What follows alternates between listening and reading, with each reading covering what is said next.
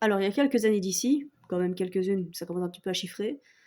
Quand j'étais beaucoup plus jeune et que j'étais encore dans une période de guindaille, comme tout bon liégeois, je suis passée par l'étape du carré. Voilà. Et un jour, donc, je me tape au carré et putain, ce mec. Et en fait, j'avais une façon très simple. Moi, je mange, je me mets au comptoir. Donc, si un jour vous voyez quelqu'un au comptoir, c'est moi. Tête rousse à l'arrière. Ouais, c'est Audrey qui est au comptoir. Donc, moi, je me mets toujours au comptoir. Je trouve que c'est un excellent moyen pour discuter avec des gens, tout ça. Et puis voilà, je me dis peut-être rencontrer quelqu'un. À cette époque-là, j'étais encore. Oh, pourquoi pas? Et maintenant, c'est ah, faut-moi la paix! Mais voilà, à l'époque. Et donc, je me mets au comptoir et je commence à pinter. Et il y a un gars qui vient, mais je me dis: «Oh, il est bien mignon celui-là, hein», et donc je parle avec et le garçon me parle et puis en fait, le problème, c'est que plus il parlait et plus je me suis rendu compte qu'en fait, il me gonflait. Ah, mais il était bien, hein, mais il m'emmerdait. Putain, je me dis: «Qu'est-ce que c'est que ce con?» Donc mais voilà, c'est un peu délicat de lui dire: «Arrête de me parler», alors que c'est moi qui engage la conversation. Pourtant, enfin voilà, j'ai déjà été plus trash que ça, mais je me dis voilà. Et je me dis, j'arrivais pas à me défaire de la conversation en fait, parce que le gars, puisque c'est quand même moi qui l'avais accosté, t'as sans déconner, j'ai tout le temps des poils de chat, puisque c'est moi qui l'avais accosté, bah, je me voyais mal l'envoyer balader. Donc je me dis, il faut trouver un stratège. Donc, je lui dis à un moment donné, alors qu'il me parle de sa vie, que je m'en fous complètement, putain, oh, je vais aller aux toilettes, hein, je reviens. Mais en fait, généralement, quand je fais ça, je m'éclipse. Voilà. Je sais, c'est pas cool, mais c'est pas grave.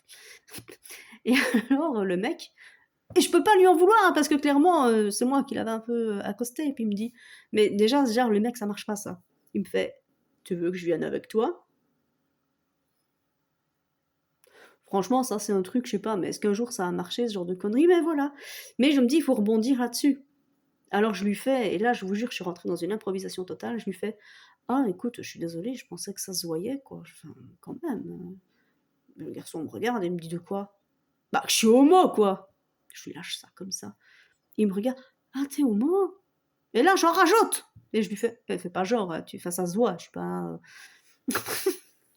Et le mec, ah, mais non, non, non, je suis désolée, je l'avais pas vu du tout, excuse-moi. Il s'excuse. Putain, c'était magique. Moi, pourtant, dans ma tête, j'étais en train de rigoler malade.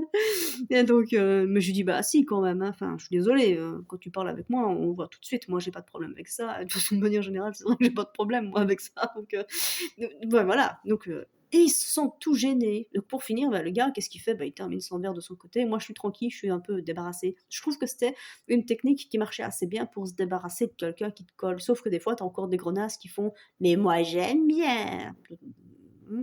Donc voilà.